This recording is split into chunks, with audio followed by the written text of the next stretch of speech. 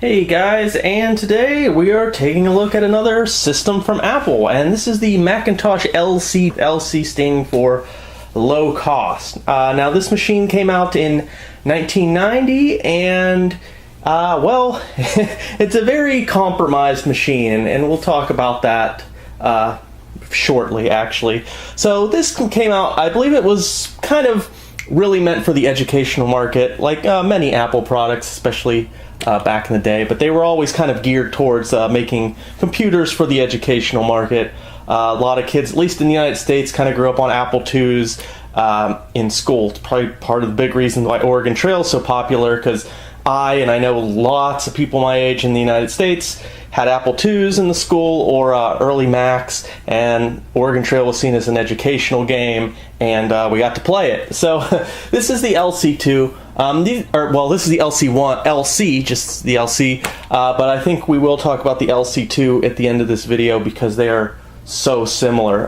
So the first thing you might notice about this machine, it is very compact. I believe this was called the pizza box. So this is a very small, light computer. When you see these on eBay and people are asking $75, $80 in shipping, I think that's a little ridiculous. Now for a tower or something, yeah, those things are big, bulky, and heavy and need to be packed well, but this, yeah, it needs to be packed well. This is a plastic case, but it's not very heavy and it's not very big, so I don't know. I've been looking for an LC3. That's the one model I don't have, and it's just some people want ridiculous shipping on eBay because these are it's probably maybe 40 or 50 if you want to pack it really, really well, but probably you can get away with less than that. But anyways, enough about that. So you can see this is very small. There's not a lot of room for expandability in this machine. There's no CD drive. If you wanted to add a CD drive, you'd have to do it externally. There's nothing down here. This is just like a little leg. You can see there's some fans on the bottom, and you know, you've got your stuff right there. So there is one floppy drive. You see there's room for a second one you could install, but that really wasn't a very popular option. I haven't opened this in a while, but I believe the hard drive is installed there. But yeah, there is a little cutout, so you could put two floppy drives. So let's turn it around and take a quick look at the back. All right, so power switch right here. Here's where our power goes. Next, we have our monitor port. So there is built-in video, which is good since this machine doesn't have much expandability. We have our printer port that I don't know exactly what it's called, but that's the Apple printer port we always see. Modem, that special Apple modem thing. External SCSI for attaching SCSI external CD-ROM drives or hard drives. Oh man, I always get this wrong. ADB port? Apple Desk Bus, I think. So I think that's right, ADB. It's either ADB or AB or ADB, or you know what I mean. Anyways, we have and our two audios for mic and for our speakers. And then you have this little cutout here, and there is one expansion port in there, but it's a special. It's not new bus. I believe it's like a processor direct slot, but I think it's even more specific. The cards you had to get specifically for the LC. It was like PDS LC, I believe it was called. So that's another thing with expandability. So let me open this thing up and we'll take a look. It's pretty easy to open. There's just these two tabs. Unlike a lot of Macs, the plastic on this seems a little bit thicker. This is a little bit more durable of a machine. So, but you still gotta kind of be careful here. Got that one really easily, but there we go. That one gave a little bit more resistance. So, and it just pops right off just like that. So let's take a look inside this machine. All right, so I propped it up a little bit so we can get kind of a little bit better camera angle here. So yeah, as I forgot, as you can see there, this is where your other floppy drive, or in this case, it's set up for a hard drive to go right here. I don't have one installed because this machine actually is not operational, and we'll talk about why in a second. Here's our floppy drive right here, and then here's our kind of proprietary power right here. and it hooks in right there. Now, here is the board. So we'll go over the parts. As you can see, it is very kind of compact here. Here we have a floppy connector, I believe. So that's if you wanted to add your second floppy drive, you could hook it up right here. PRAM battery, I believe these are different like ROM chips and whatnot. Okay, so looking over here, we have, here's our built-in RAM. I believe it is 2 megabytes on the LC. And then here's our 2 slots right here for expanding the RAM. You can expand it up to a maximum of 10 megabytes. So I believe I think these are 2 4 megabyte sticks, so we have our max of 10. And then right here, there's no video RAM built into the motherboard, so you have to have a stick for video RAM, and that's what this is right here. Now it's shipped, and I believe this is the stock 256K video RAM, but as it is, it only supports 8-bit color at 512 by 384, I believe, but you can upgrade this stick to a 512 kilobyte, which will then support 16-bit color at higher resolutions. And I'm going to talk about the limitations of this machine here in a minute, but just to quickly go over the rest of the board, here is that PDS slot I was talking about that supports those specific LC expansion cards. Not too much else except the processor, which is right here. So here we'll start talking about our limitations of this machine, and then I'll go back a little bit. It does not want to focus as usual. So the processor in this machine is a 32-bit 68020 processor. Now this is a 32-bit processor, but the thing is, to cut costs, this is a 16-bit motherboard. So you're running a 32-bit CPU and a 16-bit data bus motherboard. Yeah, so that it really cripples the abilities of the CPU. This is a really not a very fast machine, and part of the reason is for this CPU being so hampered by the motherboard itself. And right here we have the CPU of the LC. It's the 68020, and that guy is running at 16 megahertz. Though, like I said, it is very limited by the 16-bit data bus of the motherboard. So much so that something that spec-wise it should be very similar to, I believe like the old Macintosh 2, this is actually much slower. I think the numbers are like 30 to 40% slower. So yeah, this motherboard is really limiting the CPU. The other thing over here is the RAM. Now this machine cannot support virtual memory, and you're pretty much stuck with 10 megabytes of RAM, which is a little weird because when I use a lot of Mac or Apple machines and Macintoshes, they usually are overkill on RAM for the time. They usually can support a lot more RAM than what was maybe usual on the PC side of things. So it is a little weird that this is so limited on the amount of RAM. Also, the video is a little bit limited. Now, we'll look at the monitor in a minute that shipped with this thing, but the monitor itself was also kind of cut down for cost, as well as this machine itself. The monitor itself only supports 512 by 384. So, you know, if you're running programs that are expecting a higher resolution, like 640 by 40, which many programs did, it's going to look really weird and not right on that monitor. Now, of course, you can hook up another monitor to this machine, but this machine's really weird with what monitors it will work with. I tried many monitors, and it doesn't want to work on the majority of those monitors, so just keep that in mind. It's a little hard to find monitors that seem to actually want to work with this thing, at least PC monitors that are easy to find these days. So expansion's really limited on this also. Obviously, you only have this one specialized slot that needs special LC cards, and also there's no place for a math coprocessor on the board. Now, I believe they did make special expansion cards that had like a math coprocessor on them, but again, that's probably rare and hard to find. Now, there was a special Apple IIe compatibility card for this, which was very popular, especially in like school settings, that gave them backwards compatibility. So one of these machines with one of those cards would be really nice. Now, the reason this machine isn't functioning is you probably can't see because of the light, but these capacitors, which is pretty common on old Apples, have leaked. And they've leaked on the board, and the board it will no longer run. At least that's the working theory of why it won't work. It's probably the reason. If you look closely, you can see the leakage from these capacitors.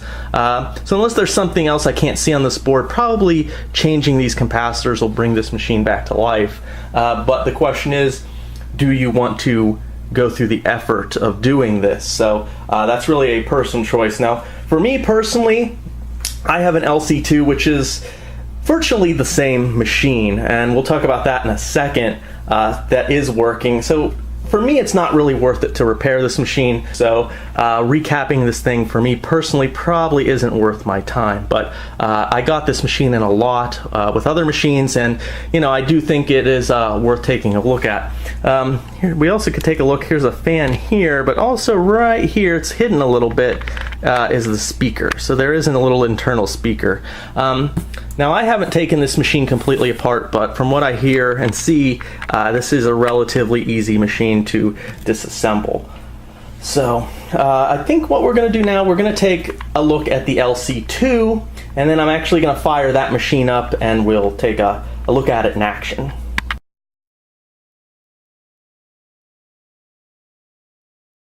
Alright, so before we move on and we look at the LC2, we need to go over the flaws of the LC so we can see what did change with the LC2. So the first thing, and I think the biggest glaring flaw with the LC, was the fact that it had that 32-bit CPU on a 16-bit data bus, which really slowed things down. Now, in a way, it's almost understandable because after all, this was a low-cost LC, low-cost color unit. So you would expect corners to be cut to save costs, but it just really hampers it. Like I said, to the point where something with the same CPU or very similar spec, this thing is running almost 50% slower. So that really did handicap it.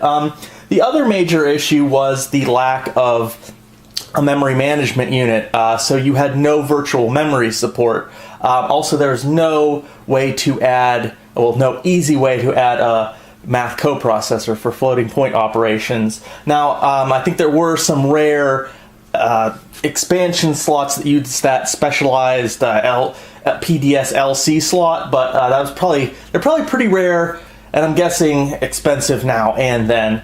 So there's just no easy way to add a math coprocessor. So the next thing that kind of hampered this thing was the RAM, the low amount of RAM. Now, 10 megabytes for the time 1990, that's certainly usable, but it's a little bit anemic.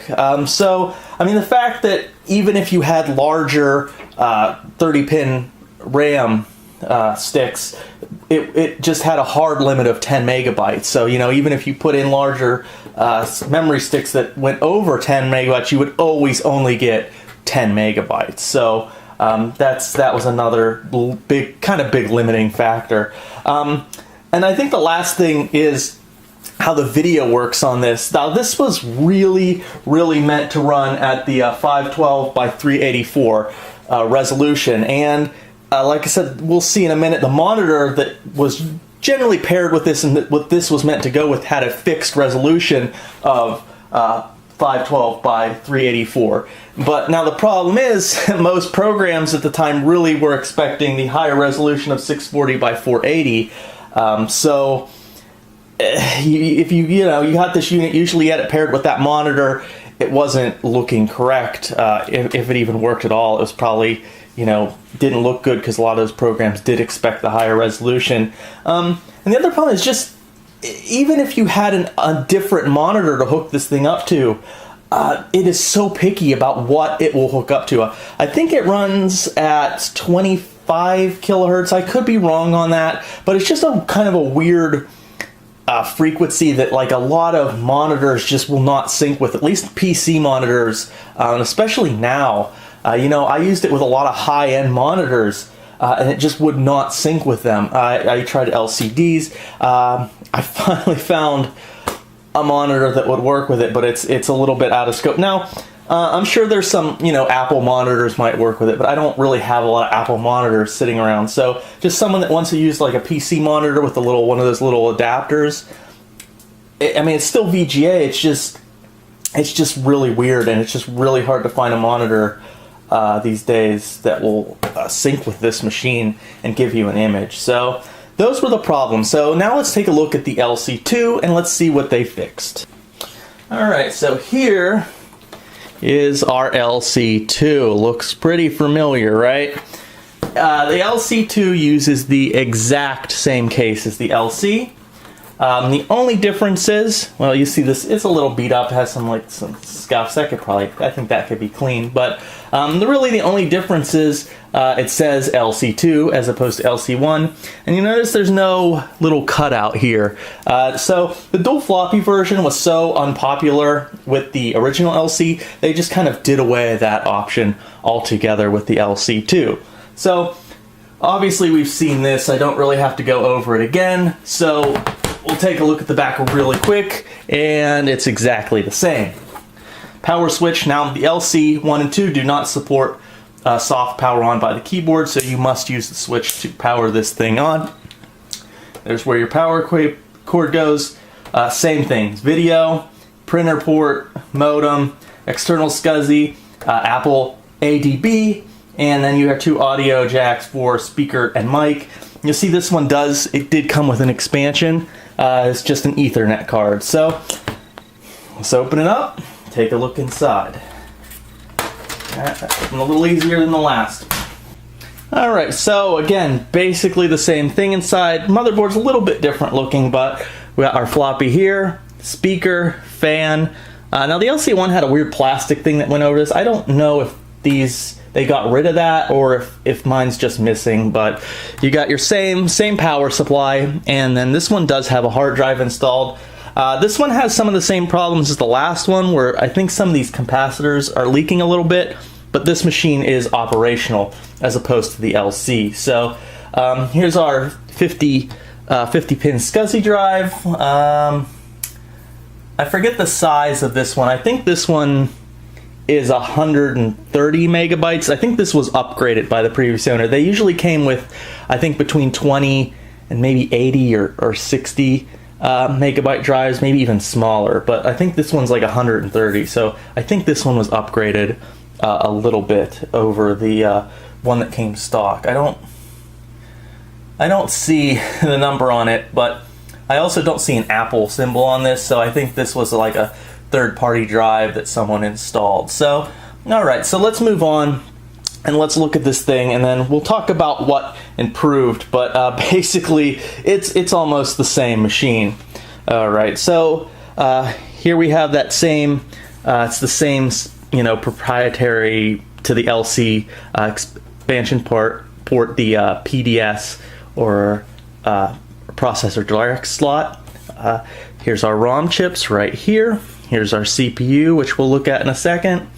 Right here is the RAM. You'll notice there's more. Here, same thing with the video, and then 30-pin RAM. So let's take a look at the CPU first, and then we'll take a look at the other stuff. Alright, so here's our CPU, and here's the first change that came with the LC2. Now, I don't know if the camera is good enough to focus, but this is a 68030 as opposed to the 68020 in the LC. Now, this is still running at the same 16 megahertz as the LC, but again is upgraded to an 030 from an 020. Now, really the only difference is this has an integrated memory management unit. So finally, with this unit, you do get virtual memory. Unfortunately, that's pretty much the only change made to the LC2. So again, the CPU runs at the same speed, the 16 megahertz as the LC, and it is still hampered by a 16-bit data bus. So we have the same exact issue. Actually, from what I've watched some other videos on this machine online and read some sources, and apparently in certain circumstances, this is actually slower than the LC by a couple percentages, depending on the program or game. So it's actually possibly slightly slower than the LC, but you do get the virtual memory with this CPU. So that's really the only thing they corrected from the LC. Hence why I was saying this machine is so similar. But there are some other more minor differences, so let's look at those. Alright, so if we look over here, we do have more RAM on board.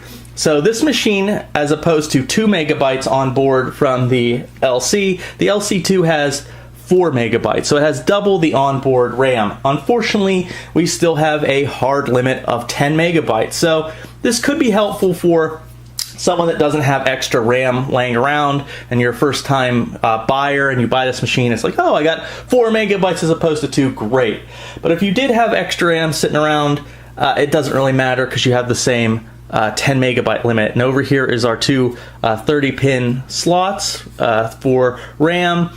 And again, you're actually wasting RAM with this machine, because whereas before you had 2 megabytes on board and you can install 2 4 megabytes for a total of 10, now you also, to get the 10, you'd still have to install 2 4 megabytes, but that's 8, 9, 10, 11, 12 megabytes total. 2 are not seen or used, so 2 megabytes are actually wasted.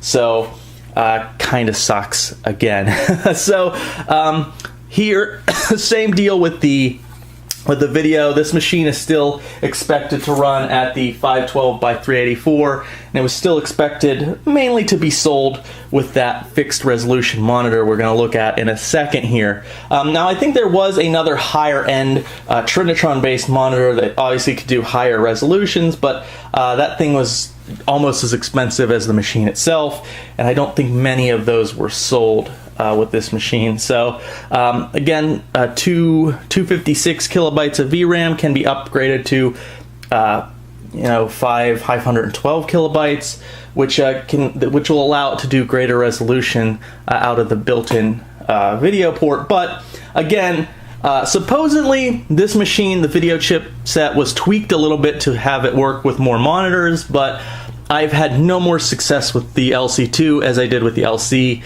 in getting this thing to run with different monitors. I've tried my G420 Trinitron, I've tried my Diamondtron from Mitsubishi, I have tried another, like a cheapo sort of gateway CRT monitor, I've tried a Samsung SyncMaster LCD monitor, I've even tried using a VGA to S-Video and VGA to composite adapter to try to run it on a TV, and none of those options work.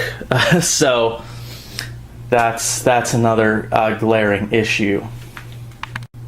And you also notice this little power adapter for the SCSI's in the way a little bit, but you'll also notice that the connector for the second floppy was just altogether removed. So alright, so here we have this is the 12-inch RGB monitor. I happen to have one of these, and this was specifically designed to go with the LC, the LC2, even the LC3. As you can see, it almost looks like it is one in the same unit. It's like, really perfectly shaped to fit on top of these pizza box cases here. The problem is this monitor doesn't work. At least the last couple of times I tested it, it didn't work. It really gave kind of a distorted image, and I'll show you that. See, the thing is, though, I've had Macs and some computers like miraculously fix themselves after I leave them sitting for a period of time, and I don't know. I'm probably just gonna get rid of this because I don't know how to fix this thing. I don't even know if it's worth fixing, but I'm gonna give it one more shot for this video and see if it will miraculously come on. Now, I'm using it with the LC2 just because, well, the LC1 doesn't work. So this was very commonly sold with this machine. I believe there was another monitor sold with this machine that was a very expensive color Trinitron. This one, though, this monitor is a fixed resolution of 512 by 384. which really wasn't the standard. The standard was 640 by 480. So a lot of programs, when run with this monitor on this machine, they may not display correctly. So that's one thing to note. But yeah, it does very nicely go with the LC1, 2, and even 3. So let me turn this light off and power everything up and see if anything happens. Alright, well Alright, so there's the LC2. And then let me just power on the monitor. It does power on. You can see the LED light come on. And we'll see if anything's going on here. Now, alright, now if you look really closely, you can see, you know, the little Mac icon. So, I mean, you can tell the computer's running and stuff, but yeah, see, you can see the OS loading. But as also you can see, it's just completely messed up. I don't know exactly what this is called, vertical or horizontal collapse or something, but I have tried adjusting. There's two little things on the side. Yeah, see, you can see the OS loading, but obviously it's unusable. Trying to adjust, that's just the brightness, and there's a dial under it as well. That's brightness. So yeah, so that's the problem I've had with this machine for a long time, because these LC, at least the LC1 and 2, are very, very picky about what monitors they'll work with, and I have tried so many monitors and nothing works. My Sony G420 doesn't work. My Mitsubishi Diamondtron doesn't work. I tried a Samsung SyncMaster Multisync LCD monitor. It doesn't work. It will either do nothing, or it usually will get an out of sync frequency, out of sync error. So I've only found 2 monitors that, you know, I even tried hooking up to a TV via a converter that converts the signal to composite or a S-video, and again, it just got like a weird rolling effect. But I did eventually find a monitor that did work with this, so I could get into it. Alright, so there are some like pots on the back. I'll try it playing with them and adjusting them, but last time I tried that, it just didn't work at all. Yeah, so after some more fiddling with the pots in the back, that's about the best I can get it. So you can actually make out track. I mean, it's fairly sharp where it works, but yeah, it's pretty messed up. I suppose it's probably fixable by opening it up and messing around, but I'm not really any kind of CRT technician, and it's really probably not worth you know, paying to get this thing repaired anyways. So it's just so much trouble finding a monitor that the LC2 and 1 will work with, because like I said, I've tried so many, and it just has so many issues. It just will not sync to them. So okay, then perhaps we can get an image out of it with this guy, the NEC Multisync P4PG. So if any of these is gonna do it, I would think it would be this guy. So I have it hooked up with a converter to the VGA, and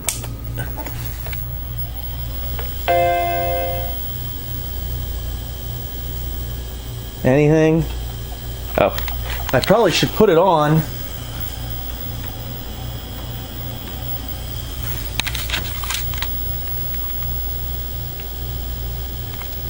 And yay, we're getting an image. It's working. A little bit off center, but it is displaying it.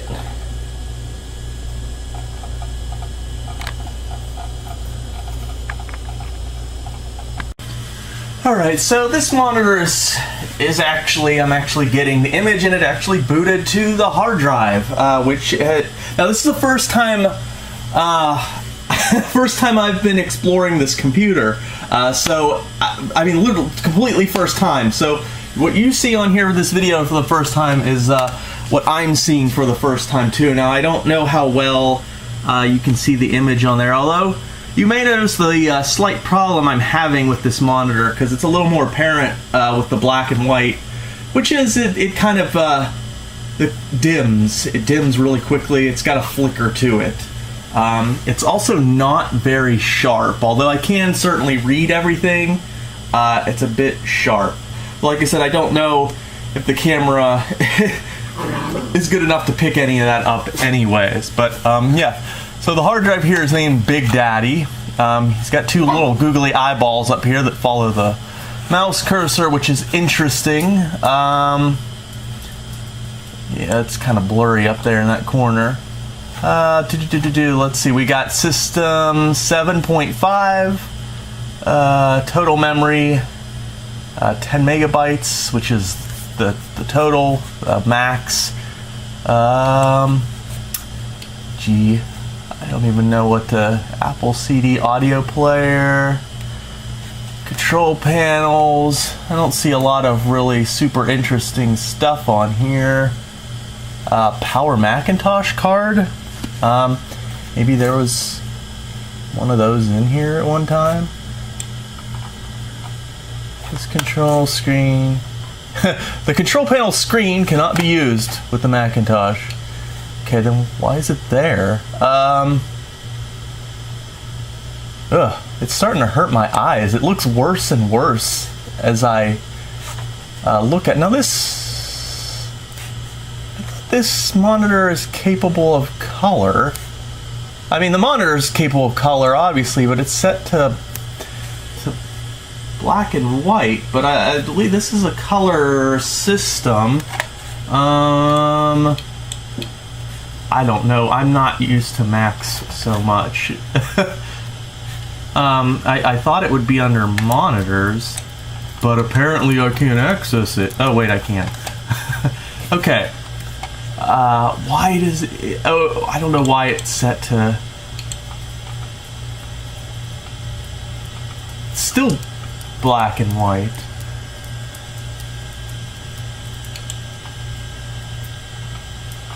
I feel like... There we go. It's like, I felt like I was missing something here. There we go. Color. Okay. There we go. So now we've got color. I don't really know what to look at. Let's look on Big Daddy here, which is the hard drive, which it's 480.2 megabytes available. 34 megabytes. It's probably, I'm guessing it's a 500 megabyte hard drive. There's not much on here.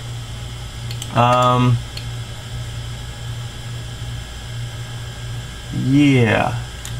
I guess I don't really even have anything to play on it to show you guys. At least not that's easily accessible. So, I guess, well, it works. That's cool. It works. Alright, now after the color adjustment I made, here's another example. Here's an example of a Mac running on this thing. And this is one of those old Macintosh LCs which are super picky about what monitor it will display to. And I tested multiple monitors, and this was the only one that would display to. Now the little flickering problem I'm having is a little bit more evident on this, but I don't know if you can see it with the camera. But also, it's typical with CRTs that it's sharper in the middle, but it's pretty, like, you know, special. It doesn't look great, but it's kind of sharp, and like you can kind of read. And then compare it over to the side where like Microsoft Word is just it's a blurry mess over in that corner. Now obviously this picture needs centered better, which I can't do because I don't have the remote, but it still has its problems, unfortunately. Alright, and just a quick little update. You know, thankfully from information from people on the blog, I usually post the articles on the computer on my blog before I do the video. But I was discussing with someone about the monitor issues, and I finally did get this is the LC2. I finally did get it to sync and work with my Sony G420, and it looks really good. Image is off center, but I believe that can be adjusted, not a big deal. But I had to use one of these adapters that has switches, because this guy here This is kind of like an auto one. It just wasn't working. So I had to use one of these, like the Mac video to VGA adapters, and this one has a switch, and I had to set it with switches to the lowest it would go, which was the 640 by 480, and I had to set it to auto sync, and it seems to be working with those settings. So keep that in mind. Setting this to like any other resolution or setting, I will get this message: out of scan range. 24.5 kilohertz, 60 hertz, but that lowest setting on auto sync does work, so keep that in mind if you have one of these things. Alright, so what do I think of the LC and the LC2?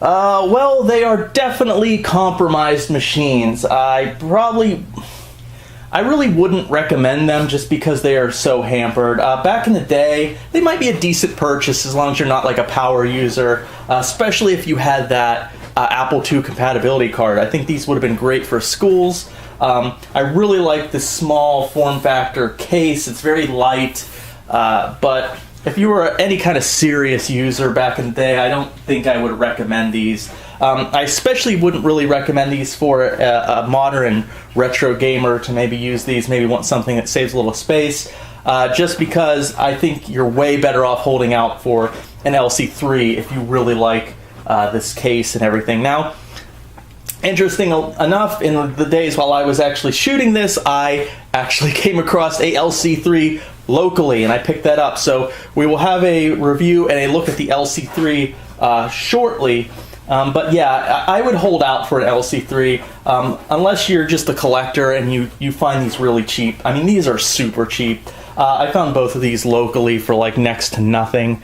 Especially keeping out for that Apple II compatibility card. That's a really cool thing. I'd like to get my hands on one to install that in either my LC2 or probably the LC3. I'm probably just going to go all out with the LC3, which we'll see. Now the LC3, I guess you could say third time's a charm. They fix virtually all the issues. But as far as the difference between the LC and the LC2, they're, like you saw, they're virtually identical. The only difference is the LC2 has virtual memory support. Basically, that's the biggest difference between them. And one final thing before I completely wrap up this video that I want to make clear, because there may be some confusion here, judging by possibly some comments I've had on the blog entry on the original LC. I don't think the LC 1 and 2 are bad computers. I don't think they're terrible Macs, and I think they would have been perfectly fine budget buys back in 90 or 92 when they came out. I kind of look at these more from the aspect of someone now in 2017 that's maybe a retro gamer that likes to use original hardware and whatnot, and I just think there are better options. If you love this case, I do. I like the case a lot. I like how it's small, form-fitting, but there's a lot of things I don't like about it, and I just think there's better options, such as the LC3, which has all the benefits of this small form factor, but none of the weaknesses, that came with the corner cutting of the LC 1 and 2. So, or even a Macintosh 2. So yeah, I don't think these are terrible machines. I don't hate them. I don't think they're bad computers. But just from the perspective of a retro gamer in 2017, there are better choices. But I think back in the early 90s, this would have been a very acceptable machine, just for average use or your first Mac or whatnot, because, they were cheap. And they were, as a kid, I would have grabbed these as a kid over any of the compact Macs any day, just on the fact that it was color. That would have meant more to me when I was younger than if it had a really fast processor or whatnot. So I just wanted to make that clear before I conclude the video here. So that's basically my thoughts on the LC 1 and 2. If you think this kind of stuff's kind of cool, I've got an LC3 video coming shortly, so keep an eye out for that. If you like this kind of stuff, subscribe, and thank you all again for watching.